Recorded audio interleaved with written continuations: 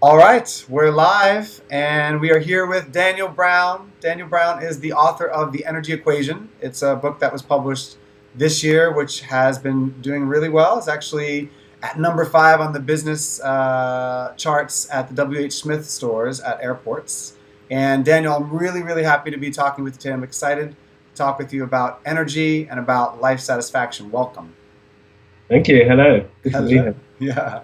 You say hi to all your fans and all my fans out there. Hello. Great. So, as everyone, as you may or may not know, I'm writing a book on life satisfaction. As I was thinking about, what it is to have life satisfaction, I was thinking about the people that I knew, and Daniel is someone that I've known for a while, and I'm really impressed with what he's done in writing his book and in living his life and his own personal life story. And so, I wanted to have this conversation with Daniel. These two different worlds. Daniel's really in this world of helping people and businesses cultivate sufficient amount of energy to get the things done that they want to get done in their life and in their business.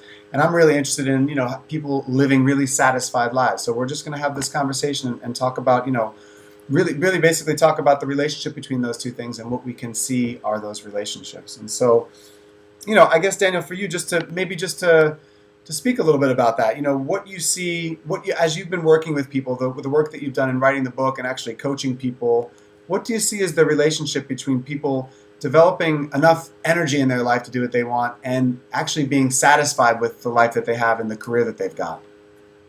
Well, I see it as a continuum. So I see people at different stages, but if I take from the continuum, so if I start at one end where people come in and they're working flat out, they're pretty exhausted, they don't have much free time, they're not really spending time with their friends, family, they don't have much me time. And at that point, obviously, they don't have much energy, they don't really have, life satisfaction is not a consideration, they just want to have more energy and feel like they can cope. So it's really moving them from that continuum. So the next stage is actually, let's just sort out let's take some immediate action to get your life in order. So how can we make sure you have enough energy? How can we, one of the things is putting in the boundaries so that you actually have enough time for yourself. Sure. And it's really about getting to the point where you have enough mental space that you can, and enough of your life is working so that then you can actually look at the broader questions like life satisfaction, for example. Yeah. So the more you work on just putting in the basics, like having enough time, having enough energy, feeling a sense of control, it's like you create this little pause. It's like, oh, phew, crisis is over. Yeah. Now let's see what's important to us. Yeah. So that's the connection, really. It's really interesting because, in my book, I'm talking about and I'm writing about there's 4 different areas that people are, that it's important that people pay attention to. There's the area of just their physical body, how they're taking care of themselves with their nutrition, with their exercise, with their rest, with their self-care. And I talk about the importance of, dealing effectively with emotions and being able to feel your emotions and have a range of emotion and a depth of emotion. And I talk about mental clarity, just having a clarity about what you're up to and having thoughts that are empowering. And then I talk about this concept of, having some kind of purpose, some kind of thing that's pulling you forward in life that is, or that's emanating from you that you're all about on the planet. And so it sounds like when you're dealing with people in the beginning, you might intervene in different of those areas. In other words, some people really just, maybe their body, they just have no relationship with the health of their body. Or some people, it's really about working with their mindset. Can you talk a little bit more about how that shows up, how you intervene in those different spheres that I was describing? Yeah, so I think really so most people, how do I look at this? So the people come in through different spaces, but generally one of them is they're pretty exhausted, flat out. Their health might be okay, they're doing a bit of fitness, but they're pretty exhausted just because the schedule is so demanding. Yeah. I don't generally work on people with severe health issues, because that's to someone else. Yeah. So really, and then the emotional and mental side, so I'll come onto that in a sec, but really on the energy side, it's really about getting enough time to have enough to basically get life under control. Yeah. So it's really taking care of the basic things around energy. So making sure you don't drink too much coffee, having breaks. Yeah. Really listening to your body so that you know what's going on in your body. What's causing you to be exhausted at the end of the day or at the weekend. Yeah. So on the physical side, it's about getting the basic physical stuff, which is quite easy as well to put in. So paying attention to the body, getting finding out where any stress and tension lies in the body, Yeah. Going back to learning to relax more.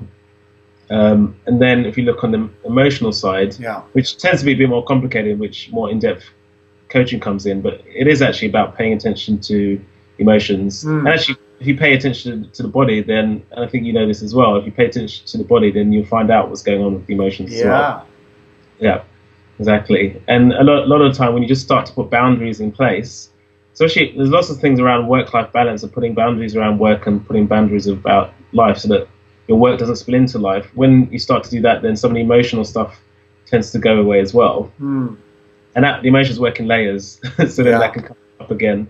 And then on the mental side, it's really about controlling your environment so you have time and space to concentrate. So doing meditation in the morning, taking time out during the day so that you can restore your mind to balance, having naps if necessary, and putting boundaries in against constant interruptions, and actually following an agenda that's important to you. So it increases your level of clarity. And then once you get all of that in place, then you can look at the deeper questions around purpose and life satisfaction. And that could be a whole big conversation. It's a really interesting conversation, important conversation to have. So what about life purpose? So in my book, I talk about there's the main stages I see with people around life purposes. One, they know what their life purpose is, and those people tend to be moving towards it. Yeah. Two, people don't necessarily believe in life purposes, just see life as it comes and just deal with it as it comes. Sure. And the other one is actually searching for life purpose. Like, I don't know what my purpose is, but it's important for me to find it. So let me go and look for it. Got it. Yeah, it's interesting. I think it's interesting what you say about how it's, there are these certain baseline, you've got to be taking care of things on a certain baseline level with your body, with your emotions and your thoughts to really be able to delve into this other area, if you're interested in it. And, I think to your point, it's true. There are some people that they're just not as interested in actually delving into the purpose, because they're enjoying their moment, they're enjoying their moments as they're happening.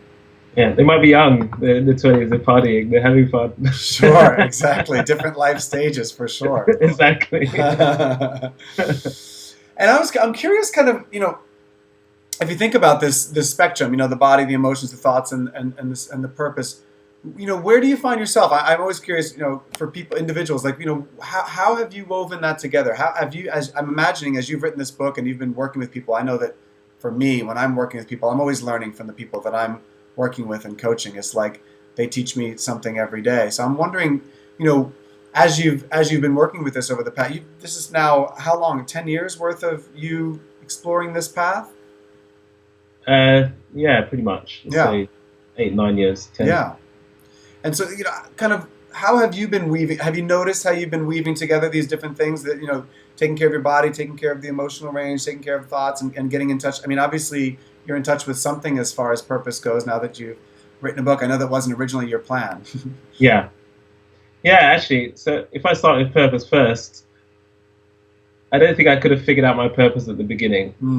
The way my life has taken itself, it doesn't necessarily make sense, except when I look back and look at all the skills that I've accumulated, and I can see where there's a direction going. So I think in in my 30s is when actually purpose became important to me.